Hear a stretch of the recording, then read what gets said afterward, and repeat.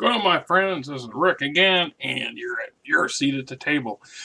This here is going to be kind of a very brief video. Yeah, right, everybody, yeah, because I know I'm a blower. This is Star Wars: The Campaign Pack. It's a supplement for use with Star Wars: The Role-Playing Game.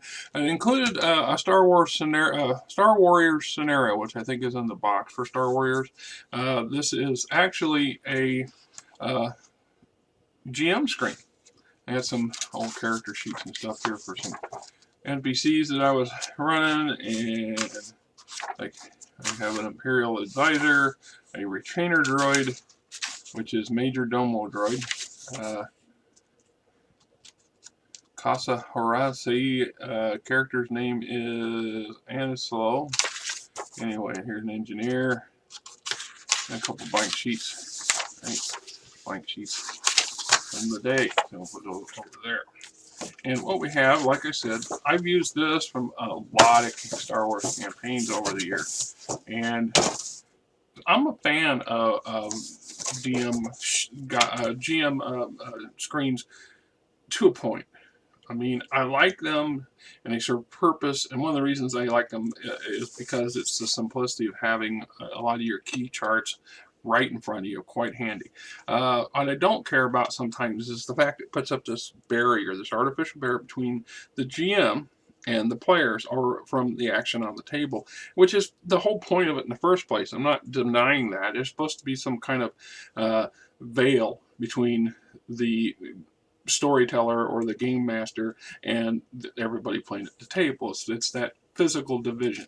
And in the case of a lot of good screens, of course, they'll have information on the back for, this is the map for Minas Ithil. I just did a video of, by the way. So we have player information, some things like a basic, in this case, the equipment cost chart, basic character 10 points, creating a character. So there's some stuff here that, the Jedi code that would be facing the players in this aspect, along with this pithy artwork of the page stuff itself. But there is, there's a booklet that goes with this someplace. And eventually we'll find that booklet because I have it. It's just not in this. So we're not focused on it right now. So we have a 4-page, 4-section shield. And it includes spacecraft performance data, astrogation chart, ship damage, weapons damage tables, combat sequence, healing table, armor chart, starship combat sequence, game master character templates, ready-made generic NPCs on the fly if you need them, difficulty number, force difficulty charts, following a collision, optional fire, optional grenade damage, modifiers, optional grenade modifiers and chart, optional movement. So the fact is, there's a lot of good, useful information. I have also, over the years, have had a habit of creating my own. Now, once I got access to my own personal computer and a printer, you could cut and paste and do sections out of the books. You could scan something and then trim it down and create your own crib sheets or notes. And various times I've had a short version of a cheat book or a notebook, however you want to look at it, that allows me to focus on specific things I need to know without having to spend valuable game time flipping through a book or a dozen books, especially when you get into more elaborate game systems like Dungeons and Dragons, where you have so many other, as some people like to call them, splat books, and I find that kind of disrespectful of their intent, but that's just a personal thing.